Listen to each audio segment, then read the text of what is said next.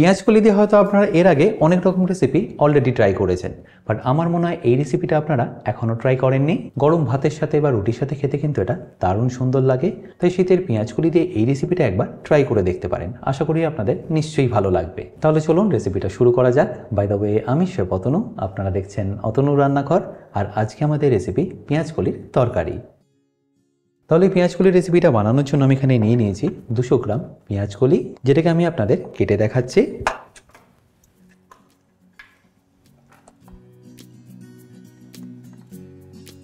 কাটার জন্য প্রথমে এইভাবে আপনাদের একটু অ্যারেঞ্জ করে নিতে হবে, তারপর এইভাবে ছোট ছোট করে এটাকে আপনাদের কেটে নিতে হবে।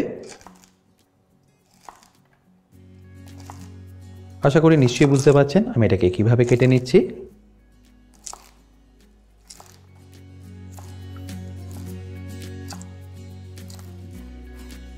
এবারে একইভাবে আমি বাকিগুলোকেও কেটে নেব।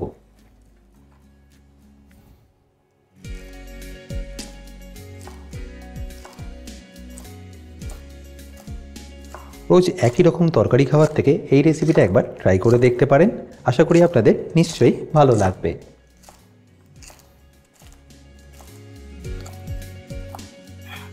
আর পেঁয়াজকলিটাকে কেটে নেওয়ার পর আমি তুলে নিয়ে রেখে দিচ্ছি একটা ট্রের মধ্যে।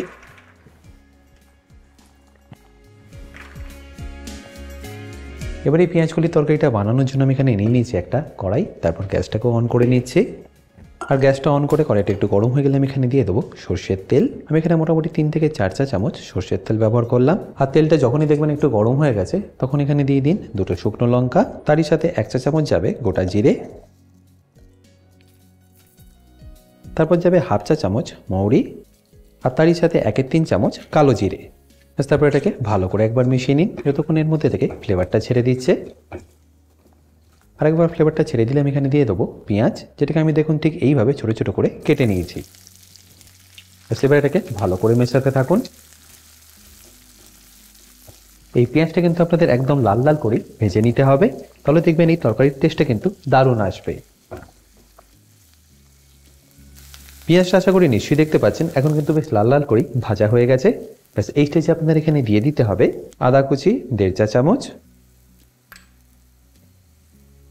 তার সাথে রসুন কুচি যাবে 2 চা চামচ, আর তারপর আপনারা যতটা ঝাল খাবেন সেই অনুযায়ী এখানে কাঁচা লঙ্কা দিয়ে দেবেন। তারপর পেঁয়াজের সাথে এই সব কিছুকে আবারও ভাজতে থাকুন। পেঁয়াজ ভাজার আগেই যদি আপনারা এইগুলো দিয়ে দিতেন, দেখবেন এতক্ষণে কিন্তু সব কিছুই জ্বলে যেত পেঁয়াজটা ভাজার সাথে সাথে। তাই পেঁয়াজটা যখন 80% ভাজা হয়ে যাবে, তারপরে আপনারা এই সব কিছু এখানে অ্যাড করে দেবেন।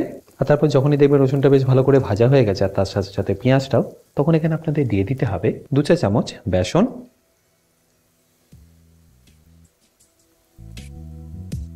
তারপর ফ্লেমটাকে লো রেখে এটাকে ভেজে নিন ভালো করে। বেসনটা কিন্তু আপনাদের একটু ভালো করেই ভেজে নিতে হবে, তাহলে টেস্টটা কিন্তু এর পারফেক্টলি আপনারা পাবেন না। আর লো ফ্লেমে বেসনটা ভাজতে আপনাদের মোটামুটি সময় লেগে যাবে 3 থেকে 4 মিনিট মতো। যখনই বেসনটা ভালো করে ভাজা হয়ে যাবে, দেখবেন এর মধ্যে থেকে কিন্তু খুব সুন্দর একটা গন্ধ বেরোবে। ঠিক সেই স্টেজে আপনাদের এখানে দিয়ে দিতে হবে কিছু মশলা, যেমন রঙের জন্য দিয়ে দেবো এখানে 1 চা চামচ হলুদ গুঁড়ো, তারই সাথে কাশ্মীরি লঙ্কার গুঁড়ো যাবে 1/2 চা চামচ। টেস্টটা বাড়িয়ে নেওয়ার জন্য আমি এখানে দিয়ে দিচ্ছি 2 চা চামচ ধনে গুঁড়ো, তারই সাথে দিয়ে দেবো 1/2 চা চামচ ব্ল্যাক পেপার পাউডার বা গোলমরিচ গুঁড়ো, আর তারপর সবশেষে দিয়ে দিচ্ছি 1/2 চা চামচ গরম মশলা আর স্বাদ মতো নুন।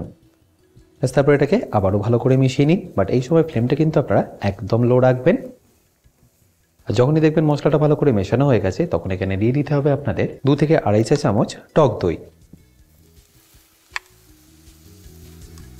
তারপর এটাকে আবারও ভালো করে মিশিয়ে নিন। এবার এই মশলাটা আপনাদের ততক্ষণ কষাতে হবে যতক্ষণ এর মধ্যে থেকে আস্তে আস্তে তেলটা ছাড়া শুরু করছে। আর যখনই দেখবেন এর মধ্যে থেকে তেলটা ছাড়া শুরু করছে, তার মানে বুঝবেন এটা এখন পারফেক্টলি রেডি।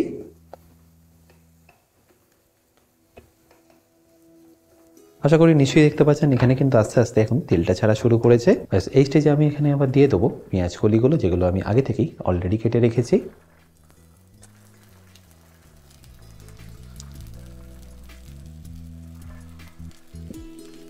এবার কোনো রকম জল না দিয়ে এটাকে ভালো করে মেশাতে থাকুন, যতক্ষণ না পেঁয়াজ কলিগুলো খুব ভালোভাবে ভাজা হয়ে যাচ্ছে। পেঁয়াজ কলিগুলো যাতে তাড়াতাড়ি নরম হয়ে যায়, সেজন্য আমি এটাকে ঢাকা দিয়ে এখন এই স্টেজে কুক করে নেবো 2 থেকে 3 মিনিটের জন্য।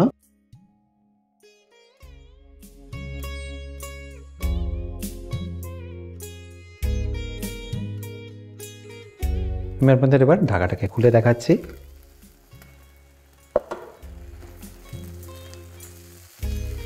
দেখতেই পাচ্ছেন পেঁয়াজ কলিটা আগের থেকে কিন্তু এখন বেশ অনেকটাই নরম হয়ে গেছে। ব্যাস এই স্টেজে আপনার এখানে দিয়ে দিতে হবে খুব সামান্য জল, যাতে সব কিছু পারফেক্টলি মিক্স হয়ে যায়। ব্যাস তারপর গ্যাসের ফ্লেমটাকে হাই করে এটাকে ভালো করে একবার মিশিয়ে নিন। হাই ফ্লেমে মোটামুটি এটাকে আপনাদের 2 থেকে 3 মিনিট ভালো করে কুক করে নিতে হবে, তাহলেই দেখবেন সব কিছু পারফেক্টলি একদম আপনাদের রেডি হয়ে যাবে।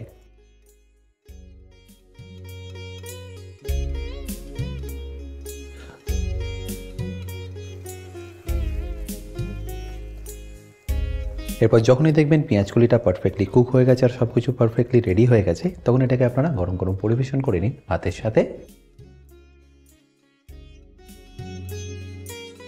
আশা করি সম্পূর্ণ রেসিপিটা আপনাদের নিশ্চয়ই ভালো লেগেছে, আর যদি ভালো লেগে থাকে অতি অবশ্যই কিন্তু আমাকে কমেন্টে জানাতে ভুলবেন না। বাই দ্য ওয়ে, আমি শেফ অতনু, আপনারা দেখছিলেন অতনুর রান্নাঘর। দেখা হচ্ছে আপনাদের সাথে আর একটা নতুন রেসিপি নিয়ে নেক্সট এপিসোডে। ভালো থাকবেন, সুস্থ থাকবেন।